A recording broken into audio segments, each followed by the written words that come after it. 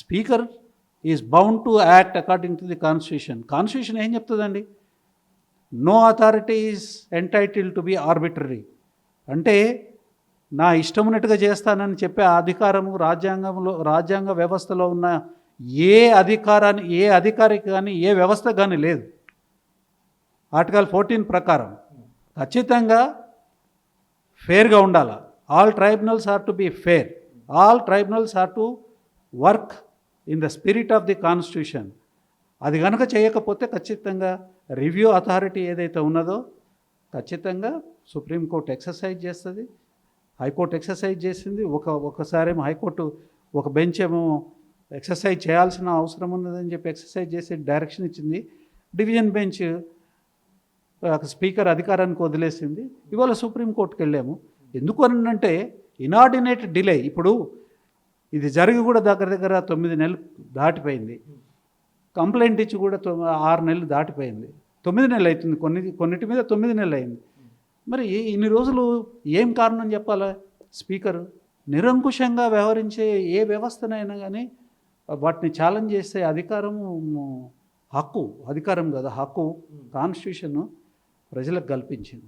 దురదృష్టకరమైన పరిస్థితి ఏంటంటే కీర్తిశేషులు రాజీవ్ గాంధీ గారు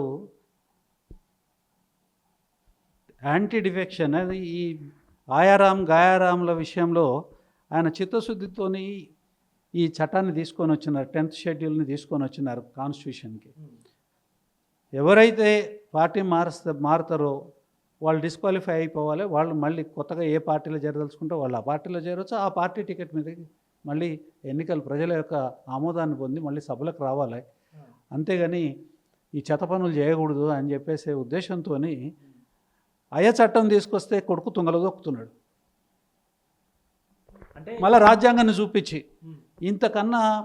ఇంతకన్నా వల్గారిటీ ఏముంటుందండి? This is very bad. ఇంతకన్నా నీతి బాహ్యమైన విషయం ఏముండదు. తండ్రి ఏమో దేశం కోసం ప్రాణాలు వదిలిపెట్టినాడు. ఆయన ప్రజల కోసం ఒక చట్టాన్ని తీసుకొస్తాడు. కొడుకు చట్టాన్ని పట్టుకొని అందరికి చూపిస్తాడు, కానీ దానికి వ్యతిరేకంగా కరెక్ట్గా దానికి విరుద్ధంగా పనిచేస్తాడు. ఇంతకన్నా ఏముంటుందండి? బాధాకరమైన విషయం. అది కాంగ్రెస్ పార్టీ పరిస్థితి. అంటే కాంగ్రెస్ పార్టీ హయాంలో తీసుకొచ్చినటువంటి చట్టాన్ని మళ్ళీ ఇక్కడ మన రాష్ట్రంలో కాంగ్రెస్ పార్టీ ఉల్లంఘిస్తుంది అనుకోవచ్చా?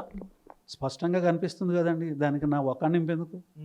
కాంగ్రెస్ పార్టీ రాజీవ్ గాంధీ గారి నాయకత్వంలో దగ్గర 400 చిలుకు పైన ఉన్న సభ్యులు, వాళ్ళ కాంగ్రెస్ పార్టీ సభ్యులు వాళ్ళు తీసుకొని వచ్చిన చట్టాన్ని ఇలా రాహుల్ గాంధీ అనుయాయుడు, ఇలా మాజీ పిసిసి ప్రెసిడెంట్, ఈరోజు ముఖ్యమంత్రి నాయకత్వంలో దాన్ని తుంగలోకి తొక్కుతున్నారు.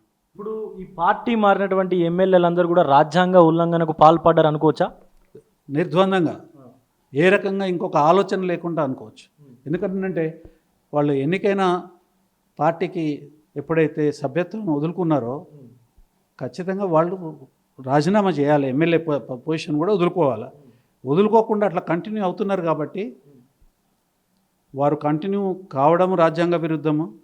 వాళ్ళని కంటిన్యూ అవ్వడానికి అవకాశం కల్పించే వ్యవస్థ ఏదైతే ఉందో అది కూడా రాజ్యాంగ ఉల్లంఘనకు పాల్పడుతుంది. వాళ్ళని ఎంకరేజ్ చేసి వాళ్ళ పార్టీ పక్కన తీసుకొని ఏ పార్టీలో నుంచి గెలిచిన ఆ పార్టీకి వ్యతిరేకంగా వాళ్ళతో మాట్లాడించడం కూడా రాజ్యాంగ స్ఫూర్తికి వ్యతిరేకం, రాజ్యాంగానికి వ్యతిరేకం, రాజ్యాంగ స్ఫూర్తికి కూడా వ్యతిరేకం. ప్రపంచంలో ఏ మూల ఏ క్షణం ఏం జరుగుతుందో వేగంగా తెలుసుకోవడానికి తొలి వెలుగు వాట్సాప్ ఛానల్ని ఫాలో చేయండి.